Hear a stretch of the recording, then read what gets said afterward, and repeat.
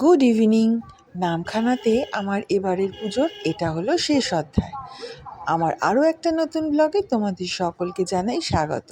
আশা করি সবাই খুব ভালো আছো, সুস্থ আছো। আগের পর্বে যেখান থেকে শেষ করেছিলাম, এই পর্বে সেখান থেকেই আবার শুরু করলাম। পুরো গল্পটা তোমাদের সাথে শেয়ার করব বলে। এই যে দেখো, অটোওয়ালা ভ্যাঁ ভ্যাঁ করতে করতে ঠিক নামখানা বাজারে নিয়ে চলে এসছে। ওখান থেকে বেশিক্ষণ লাগলো না, ওই মিনিট 10 মতন আমরা এই যে নামখানা বাজারে চলে এসেছি। এখানে এসেই আমরা টোটোটাকে ছেড়ে দিলাম। আর নামখানা বাজারেও দেখছি বেশ বড়সড় একটা পুজো হচ্ছে। আমি আর মুখার্জি মশাই ধীর পায়ে দেখতে চলে গেলাম এই পুজোটাও কেমন হয়। এত ফাঁকা প্যান্ডেল দেখে সত্যিই ভাল লাগছে, কারণ আমাদের যে কোনো প্যান্ডেলে এত ভিড় থাকে না, যে গুতোগুতি করে ঢুকতে যেতে আর ইচ্ছে করে না আজকাল আমার।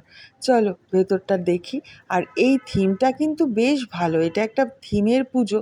শুরুতেই ওই যে দেখো বিদ্যাসাগর, নিচে আমাদের মাইলস্টোন, আর পেছনে আমাদের সমস্ত সেই ছোটবেলার বইগুলো, আদর্শলিপি দেখতে পাচ্ছ।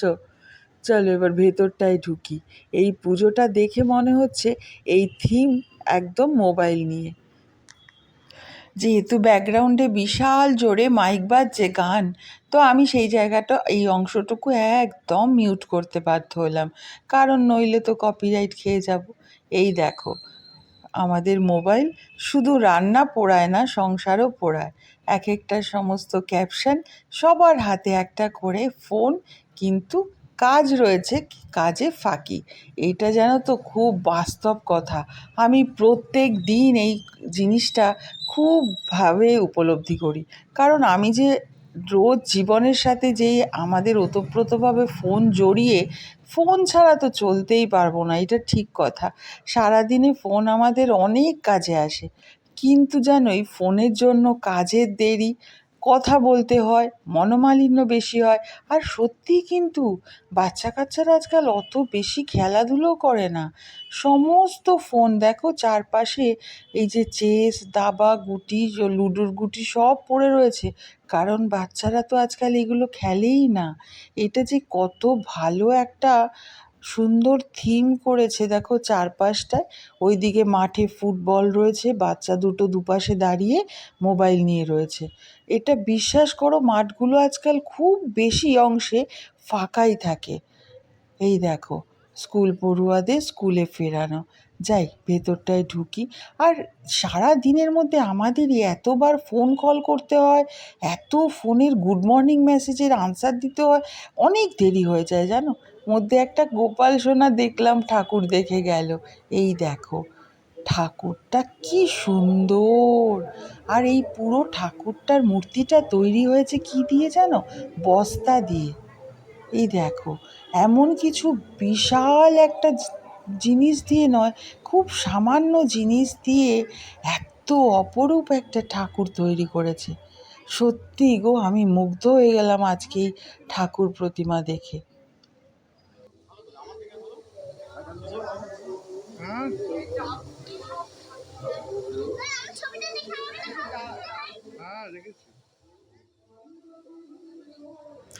মায়ের এই অপরূপ রূপ এত সুন্দর লাগছে দেখতে, তাই তোমাদেরকেও আরও একবার দেখালাম।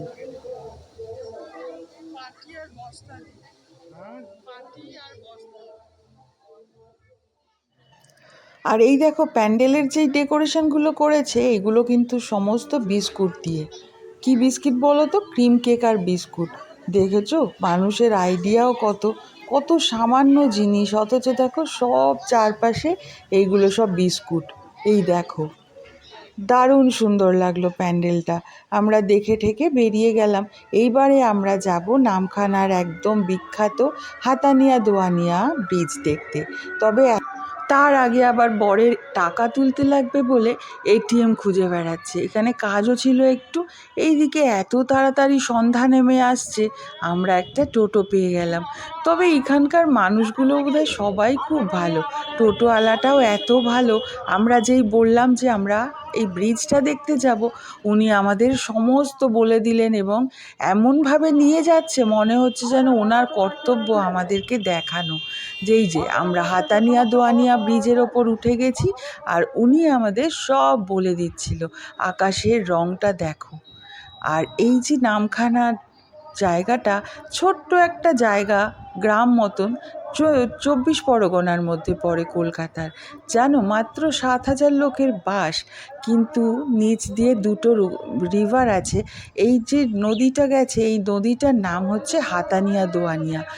আর আরেকটাও নদী গেছে, সেটা সপ্তমুখী নদী, সেটা আরেকটা দিকে। সেই নদীটার ওপর দিয়ে এই ব্রিজটা নয়, এটা হচ্ছে হাতানিয়া দোয়ানিয়া ব্রিজ। এটা নদীটার ওপর দিয়ে গেছে বলে এই ব্রিজটার নাম। আমি আসলে এত মুগ্ধ হয়ে যাচ্ছি না এই আকাশের রূপটা দেখে। এই যে রিভারটা দেখতে পাচ্ছ, এইটাই হচ্ছে হাতানিয়া দোয়ানিয়া নদী। কি যে দারুণ লাগছে! আর আমাদেরকে এই টোটোওয়ালা সমস্ত কিছু দেখাচ্ছে, বোঝাচ্ছে। তবে তোমাদেরকে আমি খুব ভালোভাবে দেখাতে পারছি না, এত অন্ধকার নেমে গেল। কিন্তু আমরা দারুণ দেখেছিলাম, আর সেই সময় এত হাওয়া দিচ্ছিল, এত ঠান্ডা ঠান্ডা হাওয়া, আমরা যেন একদম মুগ্ধ হয়ে গেছি। আমাদের শহরের প্রাত্যহিক জীবনযাত্রায় আমরা যখন ক্লান্ত ভারাক্রান্ত হয়ে যাই না, তখন এই রকম ফাঁকা জায়গায় গিয়ে 1-2 দিন থেকে আসলে মনটা যেন একদম শান্তিই হয়ে যায়। আমি তো এই মুহূর্তটা ভীষণ উপভোগ করছিলাম, এবং যখন আমি এই জায়গাটা আবার দেখছি এবং তোমাদেরকে দেখাচ্ছি, ভয়েস ওভার দিচ্ছি, তখন যেন সেই উপলব্ধিটা আবারও আমার অনুভব হচ্ছে। অটোওয়ালা যেন নিজে থেকে বলল যে আপনারা দাঁড়িয়ে কিছু ছবি তুলে নিন।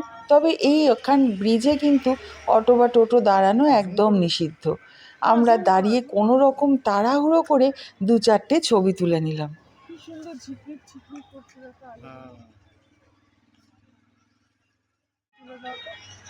ছবি তুলে এই যে মুহূর্তের মধ্যে 1-2খানা স্মাইল তুলে নিলাম। আর ওই দেখো আকাশটা, আর এই হচ্ছে হাতানিয়া দোয়ানিয়া নদীটা। আমরা আবার দেখতে দেখতে, টোটোওয়ালাটা কি আস্তে আস্তে চালাচ্ছে যাতে করে আমরা ভালোভাবে দেখতে পারি। আমরাও সেই রকমভাবে চারপাশটা একটু ঘুরে ঘুরে দেখতে দেখতে আস্তে আস্তে হাতানিয়া দোয়ানিয়ায় ব্রিজ থেকে নেমে পড়লাম। চলো।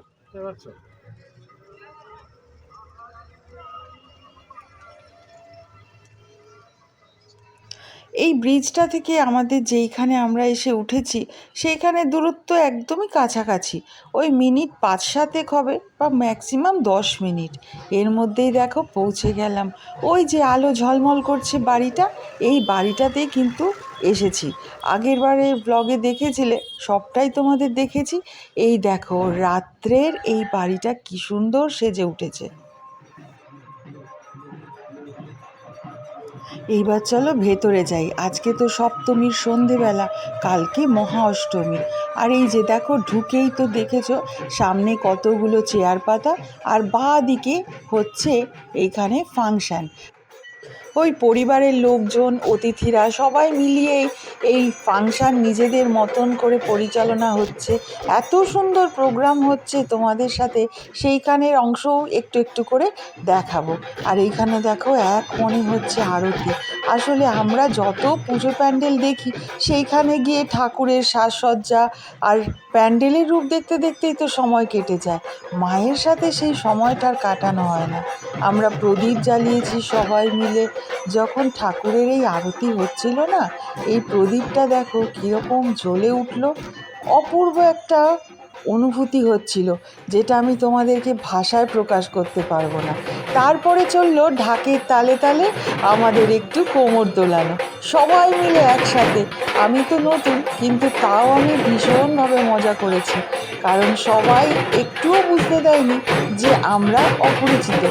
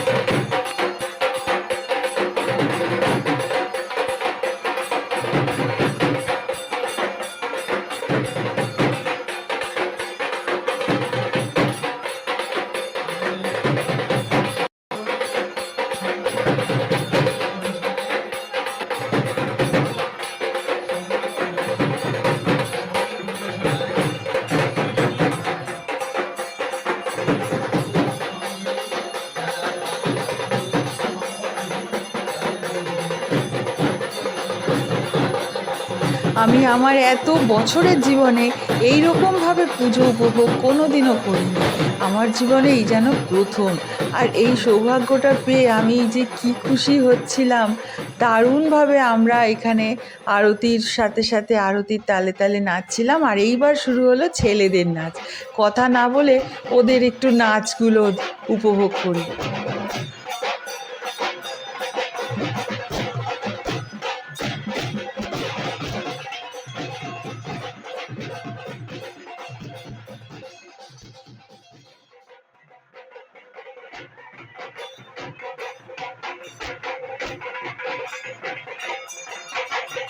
ওই যে মাথায় হাত দিয়ে কোমর দুলাচ্ছে আমাদের কিশোর ভাই, এই কোম্পানিরই জোনাল ম্যানেজার। সমস্ত এক একটা বড় বড় পোস্টের মানুষজন এখানে কি সুন্দরভাবে এক হয়ে কোমর দোলাচ্ছে।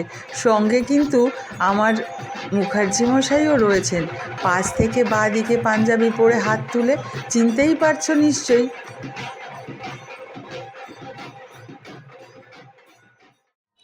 এইবারে চলো একটু একটু ফাংশানের মুহূর্ত উপভোগ করি। আমাদেরই প্রোডাক্ট ম্যানেজারের মিসেস এখানে নৃত্য পরিবেশনা করছেন। এত সুন্দর নাচ করছে, কিন্তু আমি পুরোটা তো তুলে ধরতে পারছি না, কারণ তো গানও চালানো যাবে না আর পুরোটা চালাতেও পারবো না। সময়ের বড্ডই অভাব। দেখাতে ইচ্ছে করছিল সবটা অংশ। দারুণ এখানে নাচ হলো। তারপর একটু একটু অংশ চলো আমরা উপভোগ করি।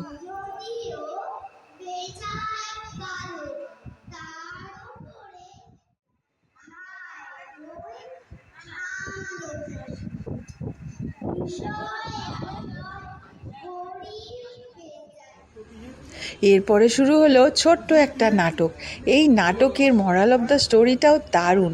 এই যে এক একজন থাকে না ভণ্ড বাবা, সব বাবারাই তো আর আসল হন না, তাদের মাঝখানে কিছু ভণ্ড বাবাও জুড়ে যায়, যাদেরকে আমরা বিশ্বাস করে তাবিজ মন্ত্রতন্ত্র নিই, এবং তাদের যে কী রূপ ভেতরের ইয়েটা, সেটা নিয়েই এই গল্পটা। ছোট্ট, কিন্তু একটা ফোঁটাও বোর লাগেনি কারোর। এই যে নীল প্যান্ট পরে দেখছো প্রোডাক্ট ম্যানেজার, এরই স্ক্রিপ্ট লেখা, এরই সমস্ত কিছু পরিচালনা। দারুণ সুন্দর একটা ছোট্ট নাটক। পুরো অংশটা দেখাতে পারলাম না, কিন্তু ভীষণ উপভোগ করেছিলাম। তার জন্যই তুলে ধরলাম এই ছোট অংশটা।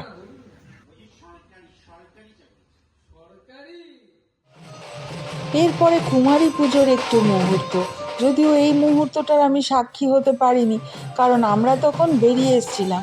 তবে এই মুহূর্তটুকু না দেখালে তোমাদের সাথে, আর নিজেও না দেখলে ভালো লাগতো না, তাই তুলে রাখলাম আমার স্মৃতির পাতায়।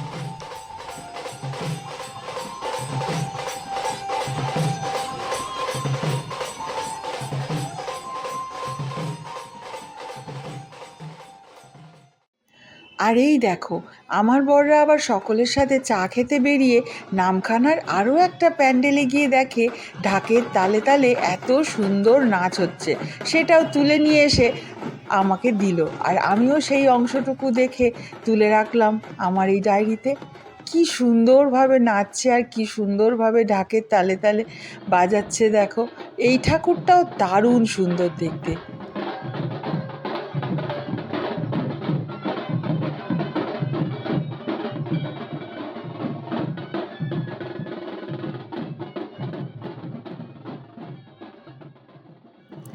জায়গাটার নাম নামখানা। অনেকবার শুনেছি, কিন্তু এইরকমভাবে উপভোগ করব ভাবতেই পারিনি। 24 পরগনার একটা ছোট্ট জায়গা, একদম পঞ্চায়েত এলাকা, কিন্তু এখানকার মানুষজন জানে কিভাবে মজা করতে হয় পুজোর অনুষ্ঠানে। আমরা এত পুজো দেখি, এত মুহূর্ত এত জায়গায় ঘুরেছি। ওই পুজো মানেই আমি জানতাম প্যান্ডেল দেখা, সৌন্দর্য দেখা, বাইরে খাওয়া দাওয়া, কিন্তু পুজোর যে আনন্দ আর পুজোর যে মুহূর্ত তোমাদের সাথেও তাই আজকে ভাগ করে নিলাম। তোমরাও আশা করি খুবই এনজয় করবে। এই নাচ দেখে কেউ তো আমার মনে হয় না বোর হবে।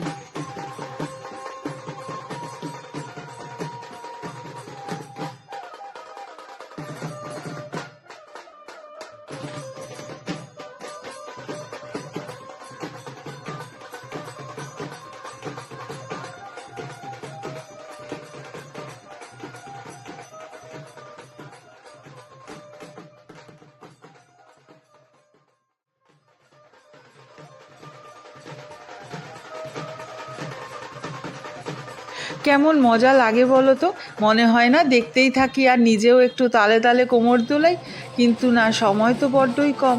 দেখতে দেখতে চলে এলো বিদায় বেলা, আর এই বাড়ির মা বরণ করছেন দুর্গা মাকে।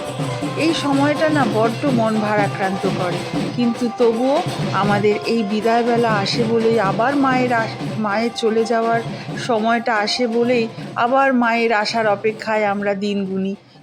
সকলের মুখে মুখে একটাই প্রার্থনা থাকে, আসছে বছর আবার এসো মা, সকলের মঙ্গল করো, এইটুকুনি প্রার্থনা। যাই হোক, এত সুন্দর মুহূর্তটার প্রত্যক্ষদর্শী অবশ্য আমরা ছিলাম না, কারণ সেই সময় আমরা বাড়ি চলে এসেছিলাম। আসলে বাড়িতে তো তিতুন আর ঋষিকে রেখে গেছিলাম। দুর্গাপুজোর সময় একদম টানা 4 দিন কি থাকা যায়, তাই জন্য আমরা আবার বাড়িতে চলে এসেছিলাম। সেই অংশটুকুও শেষে জুড়ে দিচ্ছি। তবে এই মুহূর্তগুলো আমি সুন্দর করে সাজিয়ে রাখলাম কারণ যেহেতু এই পুরো নামখানার পুজোটা তোমাদের সঙ্গে শেয়ার করছি, তাই জন্য এই মুহূর্তগুলো আমি অন্যদের কাছ থেকে নিয়ে আমি সুন্দর করে এই জায়গাটায় আমার ব্লগে সাজিয়ে রাখলাম।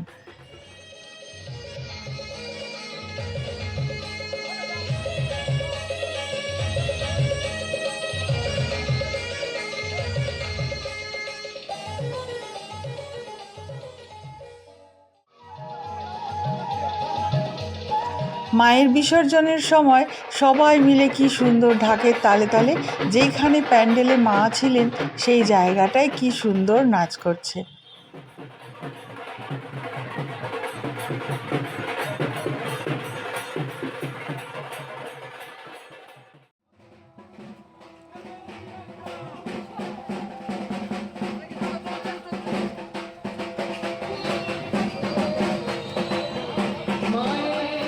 এই যে প্রতিমা বিসর্জনের সময় এসে গেছে, ওদের বাড়িরই মধ্যে যেই পুকুরটা আমি আগের ব্লগে দেখিয়েছিলাম, এই যে সেই পুকুরটাতে প্রচুর ট্যাংরা মাছ ছিল।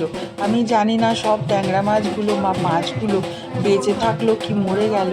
মায়ের এই মুহূর্তটা বুকটা যেন ভেঙে যায়, এত মন খারাপ হয়, কিন্তু তবুও এটারও দরকার আছে। জয় দুর্গা মাই কি জয়।